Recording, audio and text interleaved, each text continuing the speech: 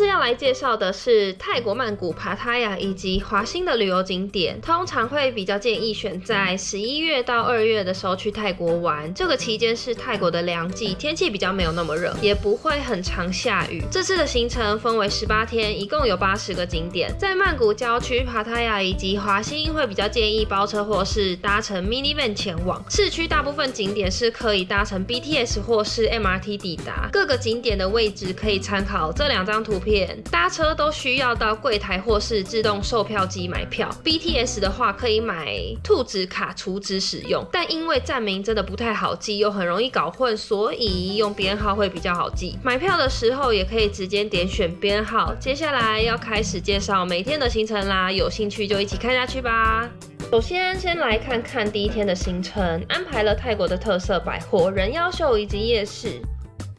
第一天抵达曼谷的素万那普国际机场，落地的第一件事情就是去换钱啦。领好行李一定要来到机场的 B 层，这里有3间换钱所，汇率都会比较好，带自己原本的货币去换就可以了。稍微比较一下这边汇率之后，再选择最好的去换。另外换钱的时候记得要出示护照，也要带比较干净的或是比较新的钞票去才会受理哦。接着就可以开始第一天的行程啦。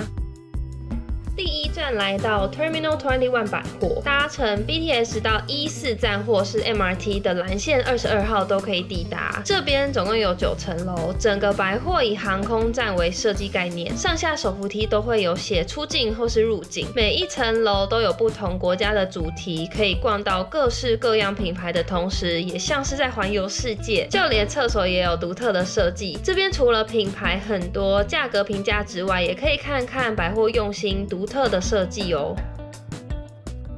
下一站来到 MRT 的 BL17 站，从地铁站出来步行大概10分钟就会到金东尼。金东尼人妖秀是泰国老牌的人妖表演剧场，每一天的场次不多，记得要先上网查询，事先在网络上买好票，价格也会比较便宜。表演的时间是1个小时，会有各国主题的舞蹈跟戏剧表演，人妖们都会穿着华丽讲究的服装，配合音乐展现曼妙的身材。表演的期间也会走下台跟观众互动，散场后在场外可以跟人妖合照留念，有合照的每一位都要给小费100泰铢。今天的最后一站来到乔德夜市，搭乘 MRT 到 BL20 站就到啦。这边是以前的拉差达夜市搬过来的，面积超级大，摊位多到逛不完，但其实大部分卖的商品都大同小异。也因为主要是观光客来这边逛，所以价格比起来是比较高一点。在这里可以吃到很多曼谷的特色小吃，一些服饰跟生活杂货也都有哦。第二天的行程来到奇隆站，这边的商圈百货超大又有好几间，逛一整天的时间都逛不完。首先搭乘 BTS 来到伊万站，从2号出口出来，沿着天桥走就可以抵达四面佛啦。四面佛是印度教3位一体神中的创造神，在旁边的贩卖处大约25泰铢就可以买到贡品组合，包含了鲜花、蜡烛跟香。参拜的方向是从正面开始顺时钟参拜，门口一进去的是正面，那一面代表平安，另外3面分别代表事业、婚姻跟财富，每一面都要拜到，不能跳过。许愿的话要记得说清楚还愿的方式，有信徒会购买还愿大香，或是在这边请舞团表演来还愿。四面佛的旁边有一间很大的百货公司，叫做 Central World， 是由 Central World Plaza 跟伊势丹百货还有 Zen 百货3大百货所组成的，规模超级大，一天都逛不完。除了品牌的专柜以外，在中间也会像是特卖会的小摊位，品牌的话价格也都算平价。从 Central World 继续往前走，会来到水门市场，这边是后来新建的，把原本的水门市场搬到有冷气的室内，有6层楼都在贩售服饰，也有设置美食用餐区，逛起来更舒服，空间也比较大又明亮。从饰品配件、包包到各式各样款式的衣服都可以找到，服饰的价格大约落在150块泰铢到490块泰铢之间。旁边还有一间小型的服饰商场，有3层楼，这边卖的服饰也都是比较年轻流行的款式。在这边的对面是比较旧的市场，一样也都有卖很多的服饰。对面的市场虽然空间狭窄，摊位没有室内那么多，也比较闷热，但服饰的价格落在50块泰铢到350块泰铢之间，比起室内可以用更低的价格买到东西，所以也更推荐来到这边就走走逛逛。不管是室内还是室外的水门市场，要注意的是很多商品都要一次买2件以上才有批发价，上面的标价可能不一定是单件价格，但在泰国逛街记得都要杀价看看，很多时候都可以便宜不少哦。说到买零食，一定要来到 Big C 啦，就在刚才说的 Central World 对面。这边2楼就像大卖场量贩店，除了零食以外，也卖了很多像是调理包、酱料到各式各样的生活用品都应有尽有。泰国必买的伴手礼，除了各种水果果干，还有海苔、鱿鱼片、泡面、泰国手标茶，还有皇家牛乳片等等，也是泰国伴手礼必买前3名。另外在3楼也有卖一些水果生鲜，还有家电用品等等的生活杂货。买完可以看明细表的这边，未税价格达到2000元就可以去退税。到柜台办好会给你一个单子，回去的时候再到机场退税。买了一大堆东西之后，也可以选择搭乘计程车回饭店。泰国的计程车算是很平价，所以如果可以用跳保的价格是最划算的。但大部分的司机看我们是观光客，就会直接喊价，这时候也一定要杀价看看。Big C 旁边这间有着冷气版的恰图恰市集之称，一共有6层楼，1200多间店家，是一间平价的购物中心。逛完有体力的话，还可以到四面佛的另外一侧 Central Chillum， 它叫做上泰奇隆百货，这间算是这个地区元老级的百货了。另外走到 BTS 1站的5号出口也会到，有7层楼高，也是开放式的柜位，集合了大大小小的品牌。今天的景点会比较建议包车前往，离曼谷市区都比较远，也比较没有大众运输可以抵达。第一站来到丹嫩沙朵水上市场，这边从曼谷坐车来大概要2个多小时，因为是早市，所以会建议大家早上10点之前到。坐船每个人的价格是250块泰铢，会载着你逛水上市场1个小时。载客的船有电动的，也有人工手划的。这边除了有2边一间一间的商店之外，最大的特色就是一艘船直接就是一个小摊贩，船夫会带你停靠商店，或是你有特别想逛的也可以靠过去，也可以招招手让店家划船靠近你。在这边买东西的话，一定要记得杀价，但我觉得这边的商品除了偏贵以外，其实别的地方也有，所以主要还是坐船体验这种水上市场的感觉。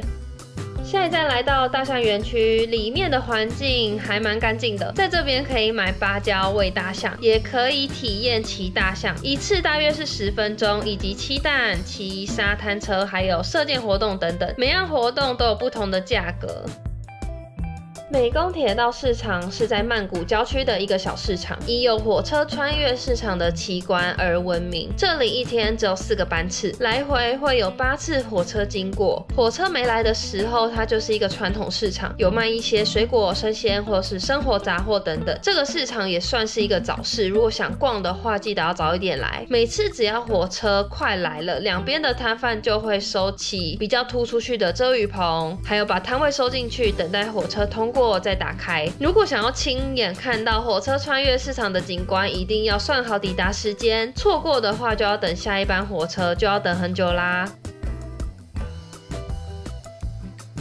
安帕瓦水上市场只有周末营业，还有星期五的下午3点到4点才会开门。这边是比丹嫩沙朵水上市场更淳朴、更在地的水上市场，观光客比较没有那么多，游客也都是当地的居多。市场里面有很多道地的泰国美食、小吃跟传统商店，如果时间够的话，也可以安排当地的搭船游览行程，也有夜晚去看萤火虫的行程。这边虽然表定营业时间是早上11点开始，但是要到将近下午5点左右才会有比较多店家营业，所以会建议要晚一点来。这里以前是往来贸易的码头，有很多的废弃仓库，后来改建成现在的河滨夜市，一间一间的仓库都变成了商店，里面琳琅满目，有各种泰国的特色商品，也有许多文创的个人小店。夜市也可以吃到很多泰国的特色小吃，在河岸旁边有一整排的酒吧，也很适合夜晚小酌的地方。这边的码头有免费的接驳船可以搭乘，可以直接到 BTS 的 S6 站搭车。今天的行程来到的地区是曼谷很热闹的地方，也是交通汇集的中心。搭 BTS 来到 W1 站，出站就会看到 MBK Center， 这边是一间超大间的平价购物中心，里面没有太多特别或浮夸的装饰，但空间很大，干净又明亮。一共有7层楼，不同类别的商店也有划分在不同楼层。因为价格很平价，所以有在逛室内市集的感觉。在1楼也有一间汇率蛮好的 Super Rich 换钱所。从 MBK Center 走过天桥，就会抵达 Siam Discovery。这间百货装潢很新又充满设计感，里面的品牌也比较年轻，有7个楼层，各有不同种类的饰品，更是充满了很多特色的装饰，也是很值得来逛逛的百货。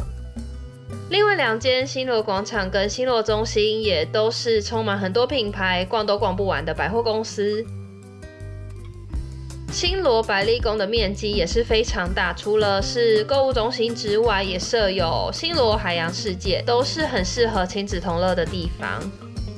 彩虹云霄酒店有高度85层楼的景观台，在360度景观台上完全不用走动，景观台会自己旋转，一圈是10分钟，不用特别卡位，每个角度的景色都可以观赏到。在76跟78楼也设有景观餐厅，是自助吃到饱。买观景台票的时候，可以选择你要不要加购。乔德夜市神奇之地是在2023年4月开幕，将废弃的游乐园改造成夜市，占地比 RAM 9站的那个乔德夜市面积更大，逛起来更宽敞。这里有一座显目的大城堡，还有很多可爱特色的装置，也是很热门的拍照打卡地点。曼谷现在流行的手抓海鲜、火山排骨、小吃美食以及服饰配件、伴手礼等等，在这边都可以找到哦。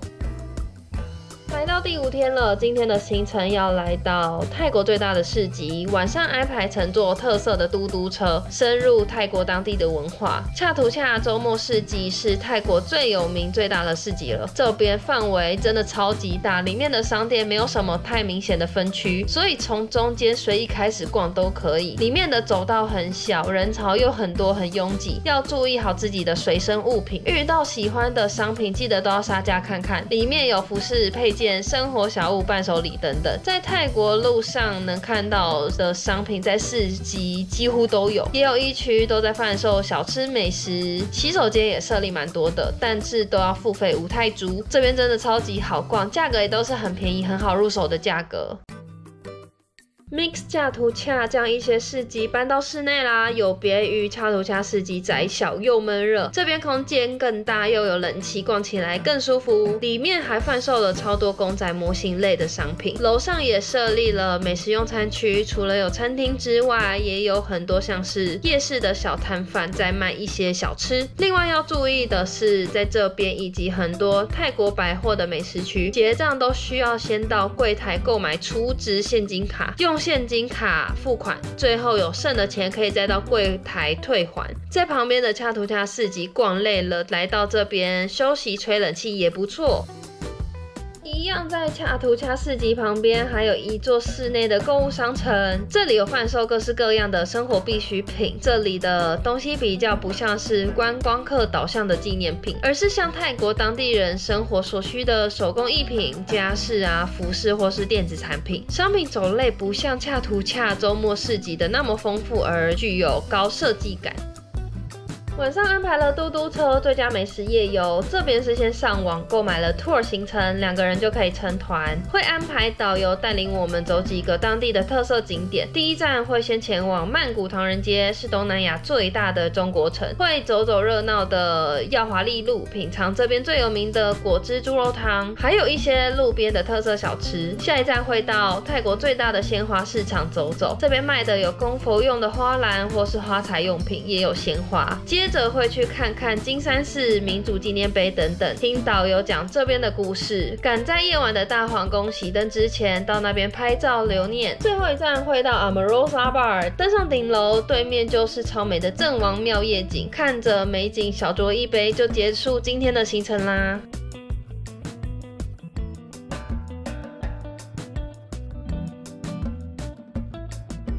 大皇宫的门票一人是500泰铢，小孩身高120公分以下免费。来到这边要特别注意穿着，因为大皇宫和玉佛寺对泰国人来说是一个很神圣庄严的，所以不可以穿像是无袖啊、短裤、短裙或是露肩露背装等等，也不可以穿拖鞋、凉鞋。大皇宫的占地非常广，主要会参观的是玉佛寺的主殿大雄宝殿，其他像是勒达纳舍利塔、藏经阁等等建筑也都是金碧辉煌，在每个出入口都站着2个夜叉门神，主要的任务是保护大雄宝殿里的玉佛。来到大雄宝殿里面供奉的玉佛，也就是释迦牟尼佛，进去参观要脱鞋，也不可以拍照。玉佛是由一整块翡翠碧玉雕塑而成，不同的季节都会由国王或是王子亲自帮他更衣换服，是泰国保佑国泰民安很重要的一个仪式。接下来搭船来到卧佛寺，卧佛寺是泰国最古老的寺庙之一，院内供奉了1000多尊佛像，最重要的是有泰国最大室内释迦牟尼卧佛像，法相庄严，整座金光闪闪的。现场可以用20泰铢的香油钱换成全部是1角的零钱，据说将硬币投入本内可以许愿保平安。接下来来到郑王庙，也称为黎明寺，这边的票价是100泰铢。郑王庙是泰国著名的建筑，还被刻在10泰铢硬币的背面。整座塔是以方形的座底和塔身堆叠上去，上面有很多的陶瓷装饰。走上郑王庙的楼梯超级陡，要小心。在这边也可以去租借泰服拍照，只要300泰铢左右，就会有人帮你搞定服装跟发型。除了泰服在这边拍照超级漂亮，也很有泰国皇室的感觉。接着可以去搭车或搭船前往巴南寺，也称为水门寺，会经过一道水门，船只多的时候就会需要在这边排队等待放行，所以要搭船过去的话，行程上要多留一些时间。坐船一路过去，可以看到两旁当地的住宅，从有钱到贫穷的人家，住宅样貌就差了非常多。途中也可以看到船夫购买面包喂鱼，从运河游览也是一个很特别的体验。还没抵达就可以先看到这尊金色的大佛了，有20层楼高，40公尺宽，是纯手工以纯青铜打造的。佛陀头顶上的莲花中放置了舍利子跟黄金，在左胸处也放了一个象征心的黄金结构。旁边的白色佛塔里面有一座博物馆，进入的服装也跟大皇宫一样要注意，也是要脱鞋进入的。这边很贴心的有提供袋子可以使用，用完也记得要归还。佛塔里面展示了很多历史文物，有从前僧侣使用过的佛具啊、佛牌，也有展出金光闪闪的佛像。来到这里也一定要看的是位在5楼、高度8公尺的琉璃佛塔，上面的圆顶围绕着28尊佛祖，有一种神秘又庄严的气氛。最后回程可以搭船坐到新罗天地下船，这边最大的特色就是将水上市场搬进了百货公司。虽然主要是造景，船不会动，但还是有在逛水上市场的感觉。这边卖了很多泰国道地的美食小吃，价位也都十分平价。1楼到5楼的话是精品专柜的区域，贩售了很多的知名品牌。百货内装潢设计也是蛮漂亮的，在6楼也设计了一座室内瀑布，会有灯光跟水波的变化。整个楼层也以热带雨林营造出自然的氛围。往外面的景观台走，可以看到昭披耶河畔的河景，还有1楼外面的水舞秀。渡轮行驶过河面，看起来也多了几分浪漫的感觉。今天安排的是1天北碧府行程，会建议包车前往。从曼谷出发到北碧府的车程大约是2个半小时到3个小时。第一站抵达的是虎窟寺，要抵达这个泰国最美的佛寺之一，需要先爬100多阶楼梯。上去之后会看到的是一尊巨大的金色佛像，高度达到18公尺，宽度有10公尺。许多信徒会都在前面参拜，旁边也有许多印度式和泰国传统建筑风格的寺庙和宝塔，在山顶上也可以眺望到周围的田野风光。接着来到距离不远的 Mina 咖啡，一走进门口就会被眼前的景色吸引。这边有一片绿油油的稻田，跟蓝蓝的天空相互辉映，看起来就像一幅画一样。前面可以看到的就是刚才的虎窟寺，这里有提供一些饮品跟餐点，餐点的 CP 值很高，价格很便宜。点好餐就可以自己进去找位置坐了，有室内跟室外的区域都可以自由选择要坐在哪里，每一个角落都有店家精心的布置，可以在这边度过悠闲的时光。北碧府野生动物园占地有80公顷，虽然不是泰国最大的动物园，但动物的数量跟种类都很丰富。野生动物园分为8个区域，包括了鹿园、水牛、鸵鸟，还有猛兽区，像是黑熊、老虎等等。这边最大的特色就是可以近距离的跟野生动物互动，可以体验的活动像是搭游览车喂动物啊，也有大象表演跟鳄鱼秀。其中最有名的就是下车跟长颈鹿拍照，但这个体验是需要先预约跟另外付费的，门票跟其他的加价项目可以参考这边列出的价目表。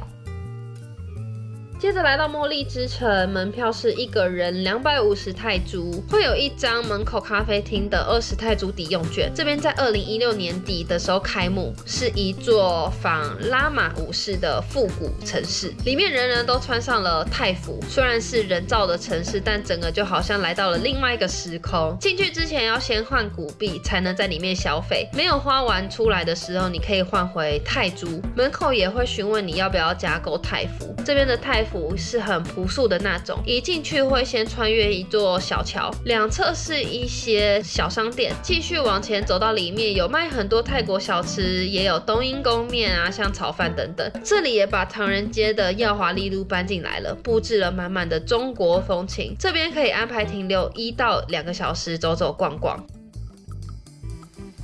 下一站来到死亡铁路最经典的路段，是位在这个车站附近的悬崖铁道。会叫做死亡铁路，是因为以前盖铁路的工程非常艰困，造成了超过10万人于施工期间死亡。这边火车的班次不多，建议可以安排好时间，在这边搭火车体验看看。火车还没来之前，可以走上铁轨拍照留念。走在完全没有防护的峭壁区域，还是会让人有点怕怕的。火车行驶的速度非常慢，观光客的话，票价是100泰铢。列车行驶途中会有车长来收费，车上都是满满的观光客，可以看要搭到几站，然后再下车。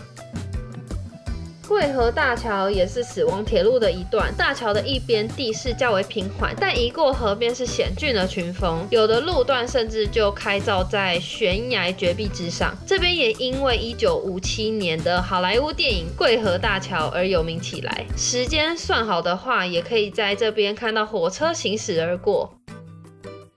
最后一站，我们回到曼谷近郊的地方，来到飞机创意市集啦。进入这边需要门票，平日的话下午是20泰铢，假日是40泰铢。这边停了一架大飞机，结合了露天餐厅、乐团舞台，还有旋转溜滑梯。夜市里的商品有很多的手工创意、时尚单品，各种复古商品啊、服饰、时尚精品店等等，也有很多创意的装置、艺术和壁画。但吃的东西比起夜市就比较少了，还是以一个特色的市集为主。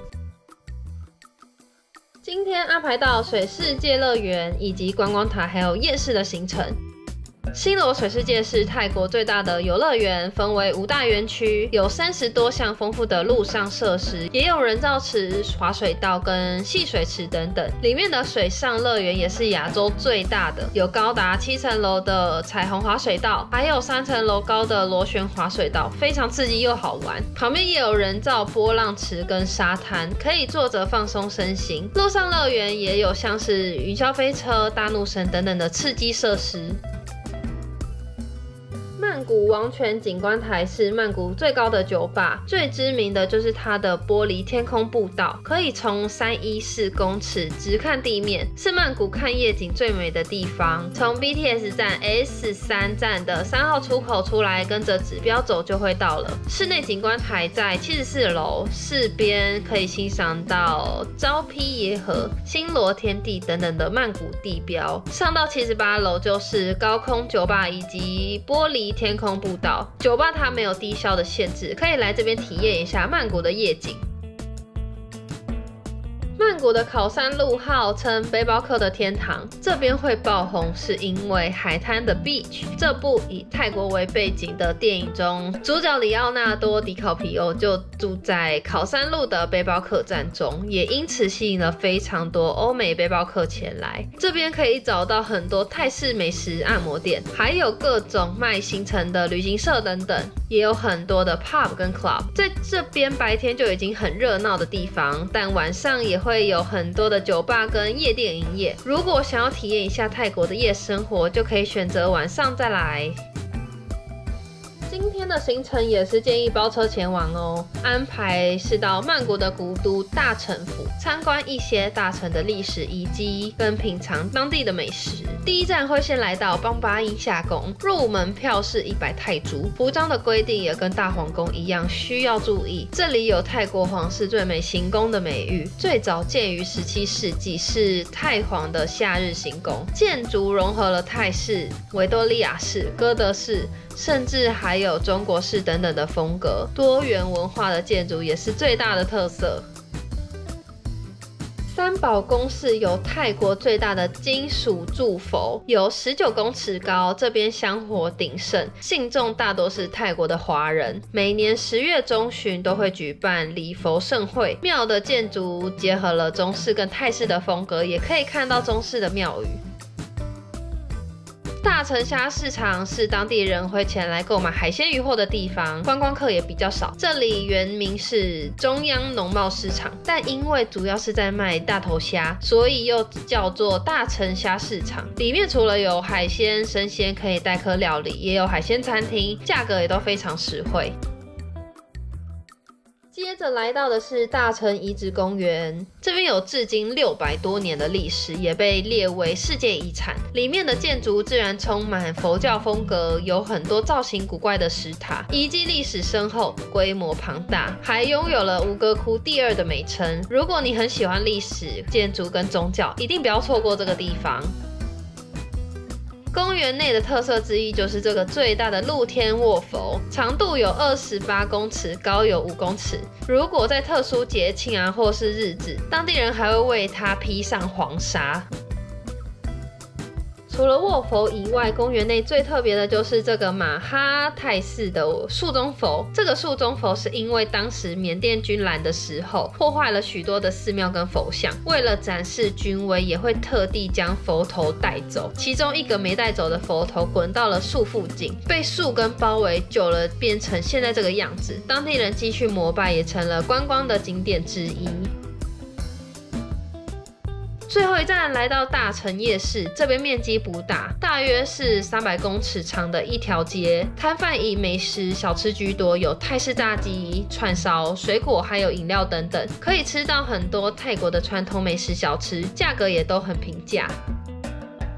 今天的行程可以搭 BTS 或是 MRT 抵达，安排了一些同样是泰国必游的景点。搭 BTS 到117站，从2号出口出来走8分钟，就会抵达三头象神博物馆。一只巨大3头大象站在粉红色的建筑上，非常壮观。会建议先上网买票，便宜非常多，也可以跟古城76府一起购买套票哦。博物馆周围还有一个花园步道，步道周边有不同颜色的大象围绕，而且每一尊大象都有自己的名字。据说如果从大象的肚子下方走过去，就会转运。运。经过大象肚子下面还会有大象的叫声。博物馆内分成3个主题，有地宫、人间跟天界。在上方天花板是以手绘彩色玻璃打造，分别以佛教、印度教跟基督教以及伊斯兰教的宗教故事为主。这里面也都是粉红色系的，加上阳光透过彩色玻璃照射进来，非常漂亮。两侧楼梯也是以龙身为主的旋转楼梯，雕刻的非常细致，里面的建筑都很值得细细品味。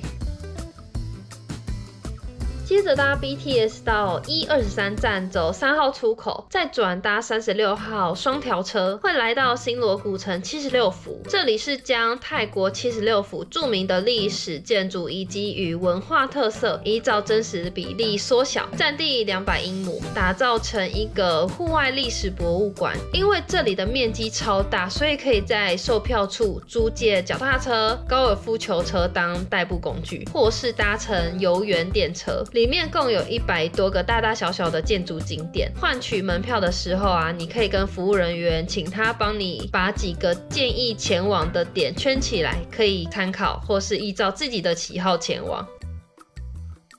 席纳卡林火车铁道夜市有超过1000个摊位，这边比起乔德夜市更便宜。火山排骨啊、海鲜桶、船面，还有泰式快炒等等，有琳琅满目的选择。除此之外，也有泰国夜市里都有的美甲美睫、首饰配件、服饰等等。在另一侧聚集了一些二手摊位，有各种二手名牌跟器皿，有机会在这边可以挖到宝哦。接下来也不妨在行程中安排体验一下泰式按摩，价格也都非常实惠，可以舒缓逛街旅游的疲劳，也可以体验到泰式的按摩手法。另外一项在泰国知名的就是泰拳啦，有兴趣也可以安排时间去泰拳馆看看泰拳比赛，像是可以前往位在考山路附近的体育馆，这边场馆比较老旧，充满历史，但也吸引了许多人去观看比赛。事先买票的话，票价也会比较便宜哦。今天的行程开始安排前往帕塔亚啦，这边的交通方式大都会建议包车比较方便。帕塔亚是位在泰国东部的城市，也是泰国很重要的旅游地点之一哦。第一站来到纳格海鲜市场，这里是帕塔亚海边的一个传统市场，里面有卖一些渔获、海鲜跟生腌海鲜，也有卖像是鱿鱼片等等的干货，可以在这里吃到新鲜的海鲜，也有代客料理，可以尽情选购喜欢的海鲜。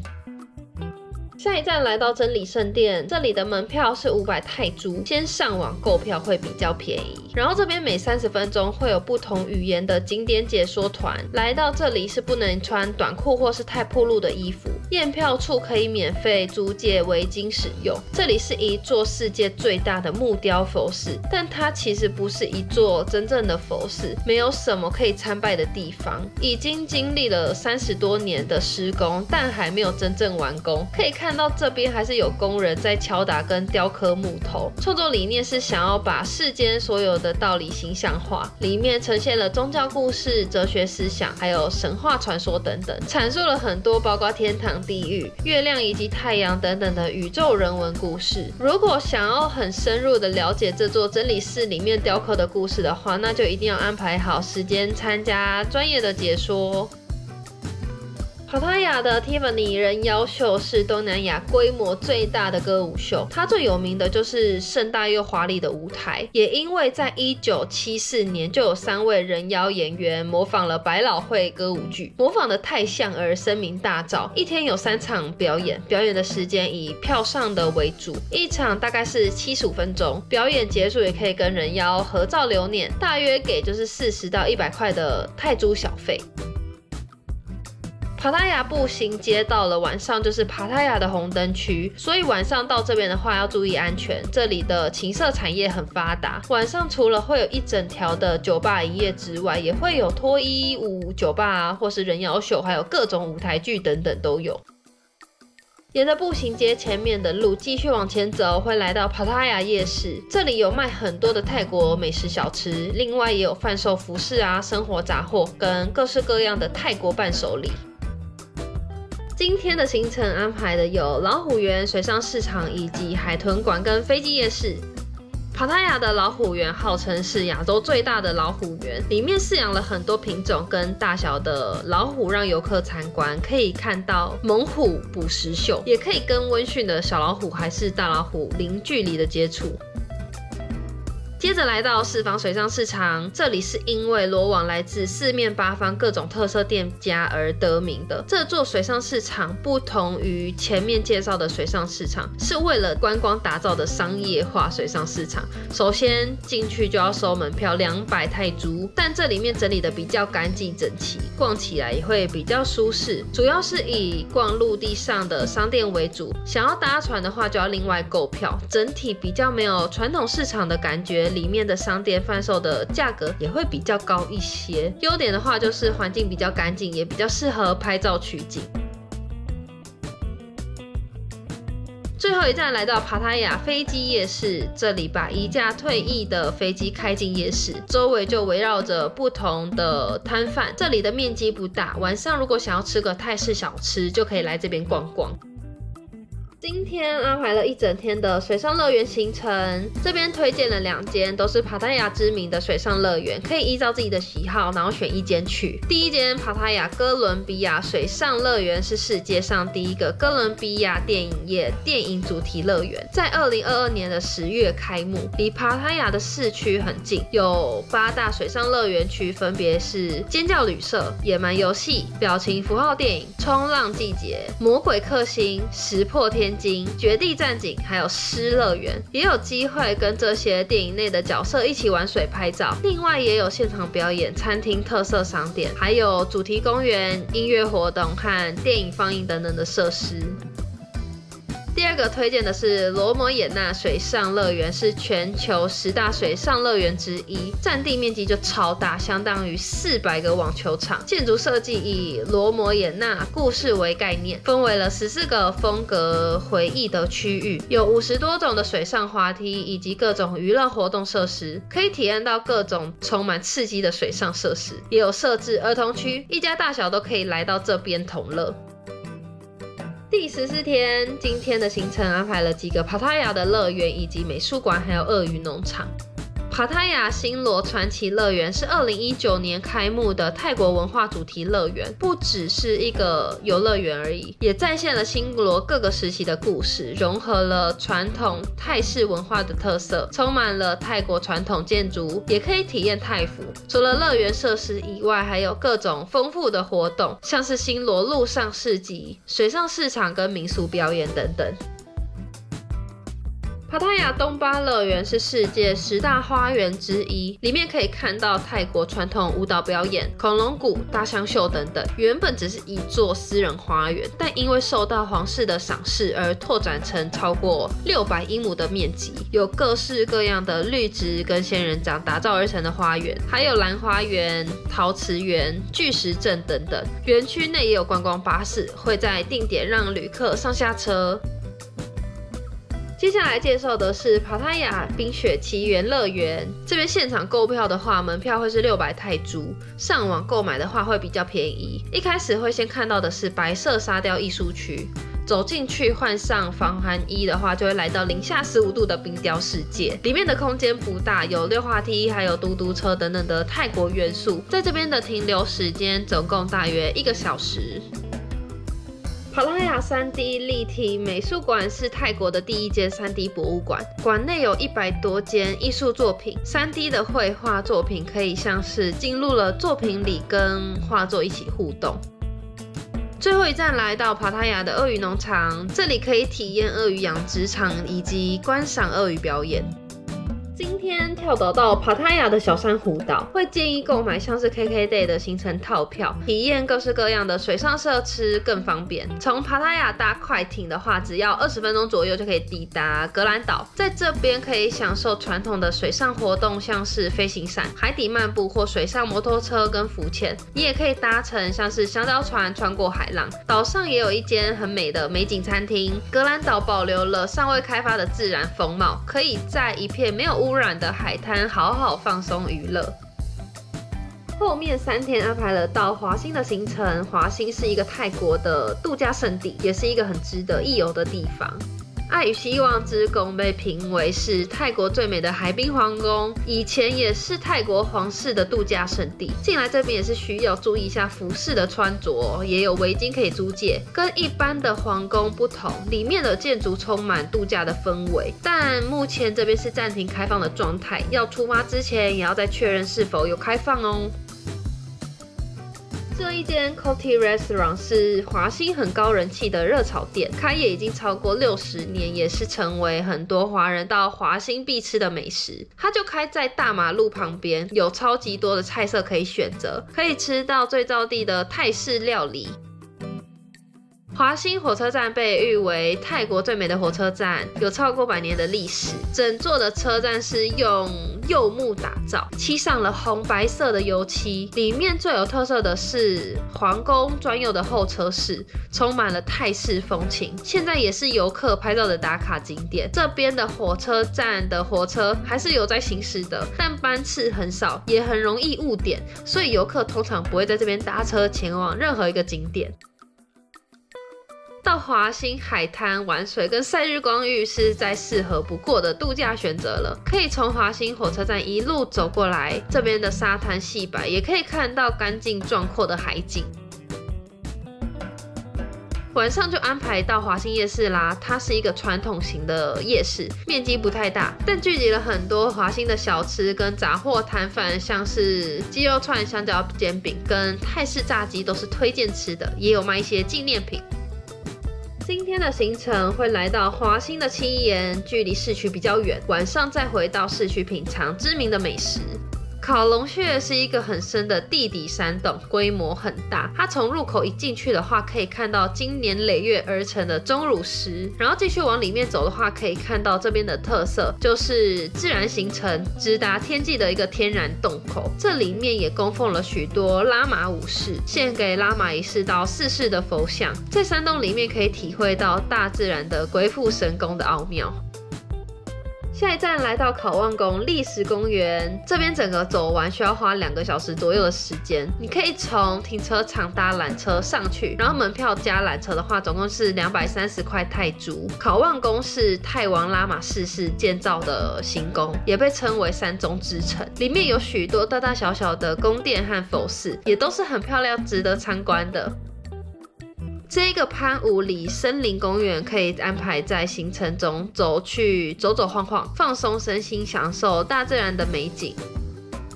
接下来皮耶纳空洞在泰国300岭国家公园里面，从登山口需要走1公里左右的山路，来这边建议要穿比较好走一点的鞋子。旁边有美丽的海景可以欣赏，需要走一大段路才会抵达山洞口。里面有一座凉亭，现在被称为神庙，搭配山洞的特殊自然奇景，形成了一个非常美丽的景观。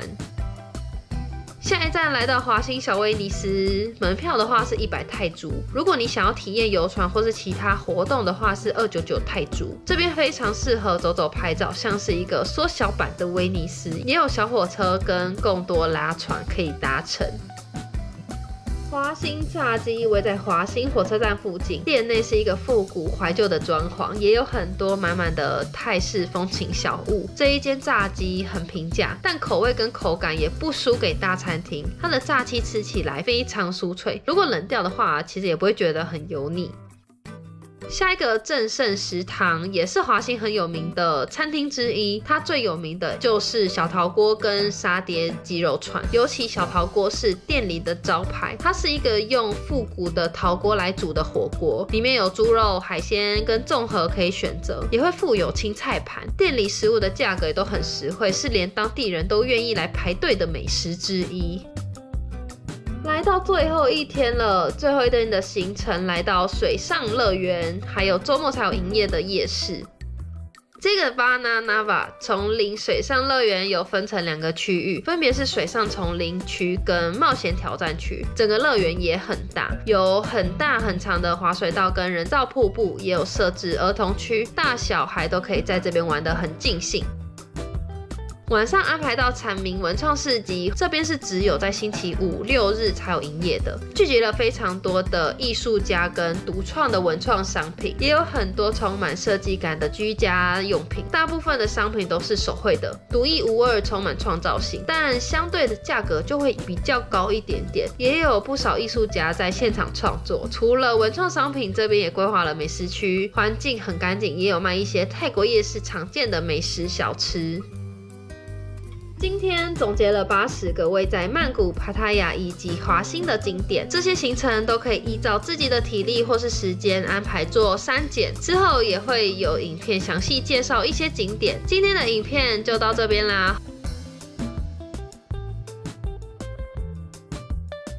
最后记得订阅、按赞、分享、留言、开启小铃铛，我们下次见。